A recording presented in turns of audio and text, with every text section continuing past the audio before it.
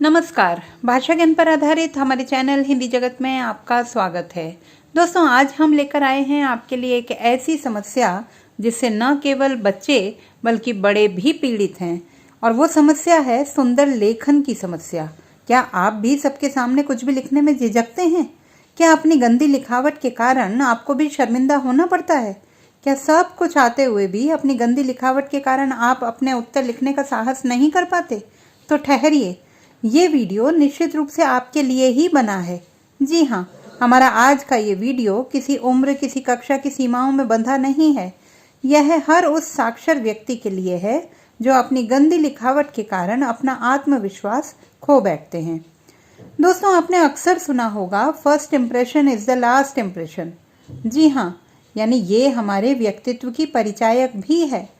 मित्रों, मोतियों जैसी सुंदर लिखावट वाले व्यक्ति को आंखें मूंद कर बहुत इंटेलिजेंट या विद्वान मान लिया जाता है, और वहीं गंदी लिखावट वाला इंटेलिजेंट व्यक्ति दूसरों की नज़रों में अपना स्थान नहीं बना पाता। यानी जो दिखता है उसी के आधार पर उसकी योग्यता को आंक लिया जाता है। तो आइए सबसे पहले जानते हैं समस्या के कारण और निदान। क्यों नहीं लिख पाते आप सुंदर लिखावट? सबसे पहला कारण है हमारा सिटिंग पोस्चर, यानी कि बैठने की मुद्रा। हम अक्सर लिखते समय या तो बहुत ज़्यादा झुककर लिखते हैं अथवा अकड़कर। रिलैक्स रहिए। लिखते समय आपके कंधे रिलैक्स्ड होने चाहिए। सहजतापूर्वक किया गया लेखन आपकी लिखावट को सुंदरता प्रदान करेगा।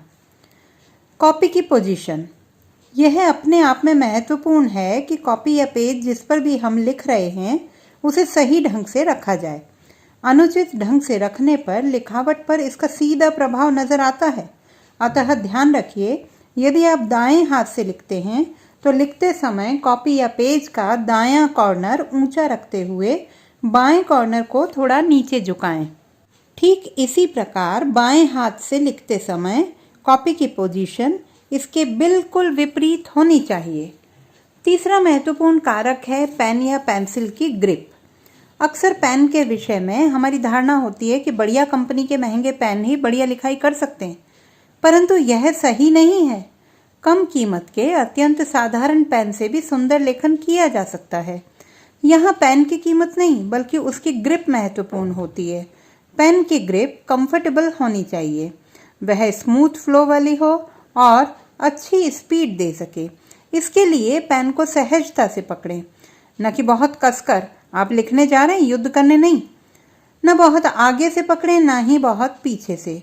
कुछ लोग लिखते समय पेन और कॉपी पर पूरा दबाव बनाते हुए गड़ा गड़ा कर लिखते हैं। नतीजा, इस तरह लिखने से इम्प्रेशन पेज के दूसरी ओर भी उभर आता है।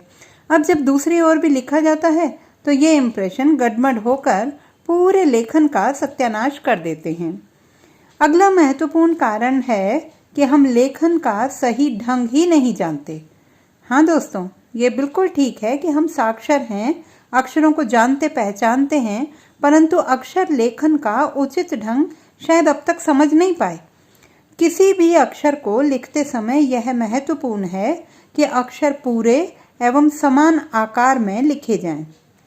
निश्चित आकार प्रकार में लिखे गए अक्षर हमारे लेखन के सौंदर्य में चार चांद लगा देते हैं। दो अक्षरों एवं शब्दों की दूरी निश्चित होनी चाहिए। कहीं पास पास अथवा बहुत दूर दूर लिखे गए शब्दों से लेखन अपना सौंदर्य खो देता है। कुछ लोगों को लगता है कि सुंदर लेखन में शब्दों को केवल सीधा लिखा जाना चाहिए। ध्यान रखिए, लिखते समय आप अपनी इच्छा अनुसार शब्दों को एकदम सीधा अथवा थोड़ा सा एक और झुकाकर भी लिख सकते हैं, परंतु लिखे गए शब्दों में एक रूपता होना आवश्यक है। हिंदी और अंग्रेजी शब्दों के लेखन में भी कुछ बुनियादी बातों को ध्यान में रखा जाना आवश्यक है। हिंदी या यूं कहें कि देवनागरी लिपि में अक्षरों को कुछ गोलाकार रूप दिया जाता है। खड़ी पाई वाले अक्षरों यानी कि खड़ी रेखा वाले अक्षरों को लिखते समय रेखा के दोनों ओर अक्षरों का संतुलन होना आवश्यक है। साथ ही इन्हें सीधा ही लिखा जाना चाहिए। अक्षरों की शिरोरेखा सदैव कॉपी की लाइन पर टिकी होनी चाहिए तथा मात्रा लेखन करते समय भी यह ध्यान दिया जाना चाहिए कि मात्रा स्थान विशेष पर ही लगाई जाए, अन्यत्र कहीं भी नहीं। यहाँ दिए गए चित्र में मात्रा लेखन के उचित एवं अनुचित ढंग को दर्शाया गया है। इसी तरह अंग्रेजी लिखते समय भी लेटर क्लियर होने चाहिए।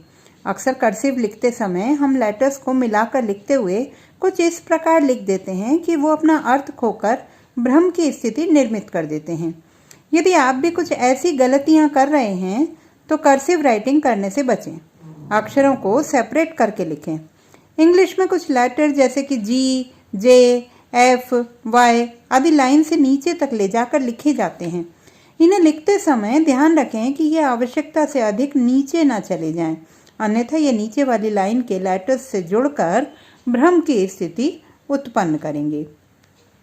तो ये तो थे हमारे कुछ कारण और निदान जिन्हें जान समझकर हम अपनी लिखावट सुधार सकते हैं। लेकिन यदि वास्तव में आप अपनी लिखावट में चमत्कारिक ढंग से परिवर्तन चाहते हैं तो कुछ अन्य प्रयास भी करने होंगे, जैसे चित्रानुसार समानांतर रेखाएं अथवा डिफरेंट शेप्स ड्रॉ करने की प्रैक्टिस करें। ये शेप्स अक्षरों की सधी हुई बनावट में हेल्पफुल होंगे। लिखना प्रारंभ करते समय अक्षरों की बनावट, आकार के प्रति थोड़ा सा सचेत रहें। लेखन में स्पष्टता पर जोर दें।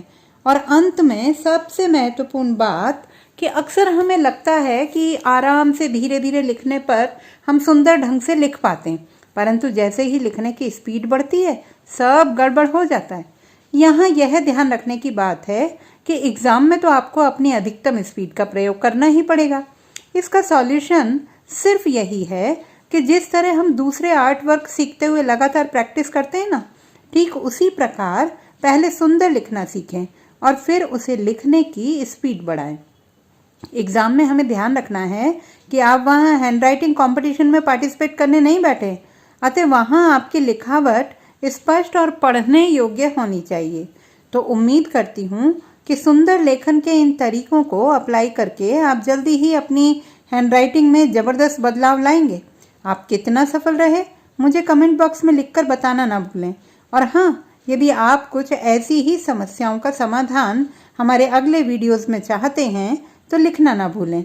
भाषा संबंधी किसी भी समस्या के लिए बने रहिए सुनीता भटनागर हिंदी जगत के साथ। आपका दिन शुभ हो।